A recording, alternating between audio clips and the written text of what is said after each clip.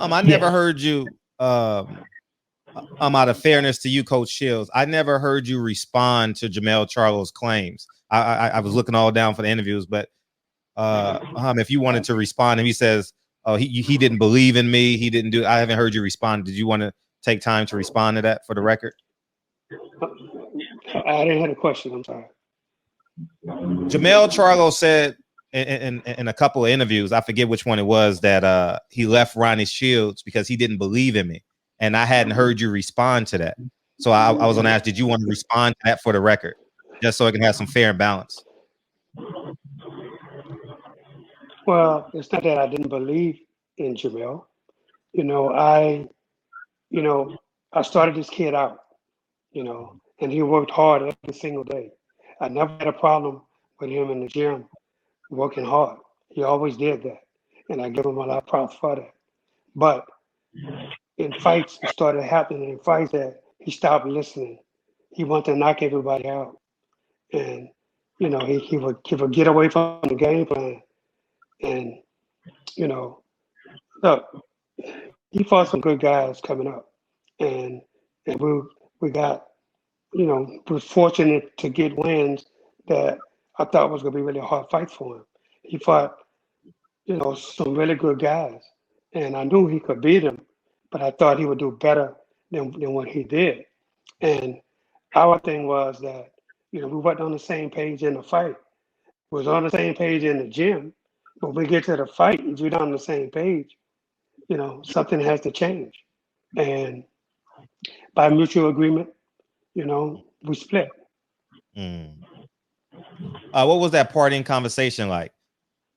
Because Jermell does more interviews than you, so I'm just trying to, so people have a reference point for you. So, you know what I'm saying? Like, I'm just having reference points for you, so people say the checks and balances system. So that's all. Yeah, absolutely, I understand. But look, I see him a lot, so it's no, I got nothing, no ill will against him. He has no ill will against me. It was what it was. We had a great run together. He was undefeated, when he left. So, and a lot of people always ask me all the time, why would you let an undefeated guy go? Look, if I can't get along with somebody, there's no sense in us working together if we could just argue every day in the gym. That's not what it's supposed to be about. If I'm the trainer, then I'm gonna give you instructions to what to do. If you can't do those instructions, then there's no sense in us wasting our time. Then you can go to somebody else and you can argue with them as much as you want to. I'm not in this for that. This is a business, and I treat it like a business. Wow. Speaking of, go ahead. Fred, let me follow up to that just real quick. Yes. So I'm sure you know that Mark Breland has parted ways with Deontay Wilder, and he made some semi-slandering comments about Deontay Wilder. Do you feel it's the coach's duty and in the coach's best interest to take the high road in a situation like that and not speak? Well, I think, if Mark Breland, then Mark Breland, he's not in a rush to do anything. He would just bide his time and waiting. He wanted this to pass over, but people wouldn't let it pass. So he had to come out and speak. But I think fighters have to understand that as a trainer, you have to have a heart. Wow. I wouldn't want to see a guy get hurt inside of that ring. Look, I think in 2019, we lost 4 fighters. 4 fighters in that ring. As a trainer, your job is to protect your fighter. This is a blood and guts sport, but it's not, you have to die in the ring. What purpose does that serve? If you are hurt inside of that ring and you can't continue, you can always come back another day. Who says? Look, nobody likes to lose.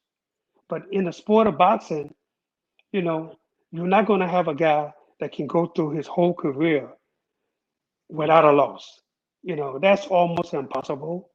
Look, people ask me all the time, well, Floyd Mayweather did it. Well, you got to understand something. Floyd Mayweather lost too, but he was given a gift when he fought Jose Castillo the first time. Then he came back and he righted the wrong.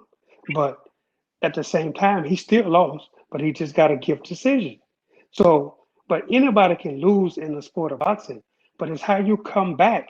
It's what's going to determine how your career is going to go. So what? Deontay lost. Okay. But look how many times he's won. And everybody knows Deontay is a good fighter.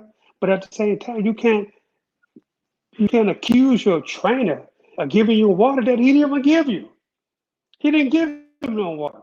So how can you accuse the trainer of giving him water that was tainted that he didn't give him?